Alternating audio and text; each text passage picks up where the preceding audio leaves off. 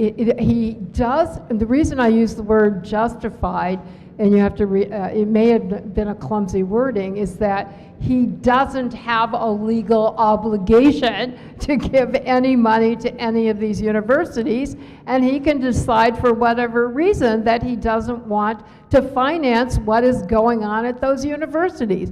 In that sense, it's justified, but it is definitely a huge impediment to academic freedom. And I think the real crucial point to keep in mind is there has never been a golden age in the history of the American university. It has always had these kinds of dynamics in place. When Lionel Trilling wrote his dissertation on Matthew Arnold in the 1930s and was told, we will never have a Jew teach English poetry, and he shifted to University of Wisconsin. How come? Because the WASPs were in control then, the white Anglo-Saxon Protestant big money.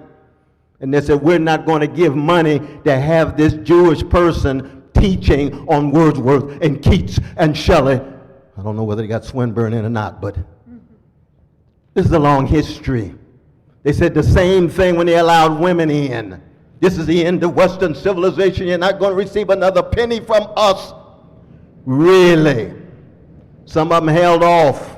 Some of them didn't. And you can imagine what they said when Jamal and Letitia and Ray Ray and Baybra and Cornelwest and others came in as proud, self-determining black people. This is the end of Western civilization as we know it. You'll never get another penny from us.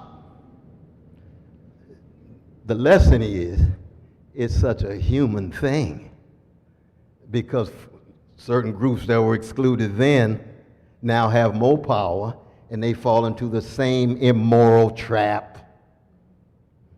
And we would see it again. What will the immigrants from India and Africa and the Caribbean be like 50 years from now, when they begin to flower and flourish and more have significant power, where they become so thoroughly commodified and Americanized that they'll be just as truncated and morally constipated as so many of the elites right now?